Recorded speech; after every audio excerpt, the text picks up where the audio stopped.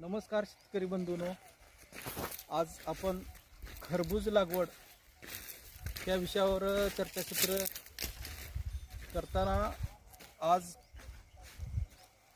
5 तारखेला या ठिकाणी खरबूजाची कुंदनी व्हरायटीची बियाणं टोचून या ठिकाणी लागवड केलेली आहे। तरी या ठिकाणी अशा पद्धतीनं हे बियाणं उगवून आलेलं आहे। तुम्ही पाहत आहात काही ठिकाणी उगवत आहे, काही ठिकाणी उगवलेला आहे। अशा पद्धतीनं आज ह्या 10वा-11वा दिवस असेल या ठिकाणी ही लागवड होऊन चांगल्या पद्धतीची उगवण झालेली आहे। उगवण क्षमता एकदम चांगली आहे। छान पद्धतीनं या ठिकाणी 1.25 एकराचा हा प्लॉट तुम्ही पाहत आहे। 1.25 एकराची या ठिकाणी लागवड झालेली आहे। तरी महत्त्वाचं म्हणजे ह्या ठिकाणी या स्टेजमध्ये टोळ ही कीड रोप कांडरत असते। तरी रोप कांडरू नये म्हणून या ठिकाणी क्लोरोपायरिफॉस ह्या औषधाची ड्रिचिंग किंवा या ठिकाणी गोल्ड रिंग पद्धतीने जर टाकलं तर टोळ ही कीड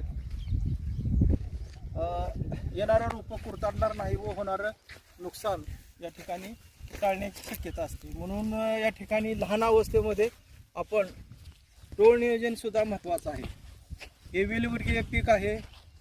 या ठिकाणी सुरुवातीला जर आपण याची काळजी घेतली तर एक चांगल्या पद्धतीचं या ठिकाणी लागवड यशस्वी होऊन आपल्याला उत्पन्नात वाढ घेता येते।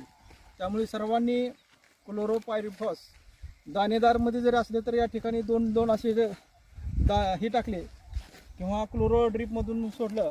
क्लोरोपायरिफॉस वापरताना 50% क्लोरोपायरिफॉस न वापरता 20% 1 मिलीनं जरी ड्रिचिंग केली तरी फायदेशीर ठरेल। कारण क्लोरोपायरिफॉस 50% खूप हार्ड असतं।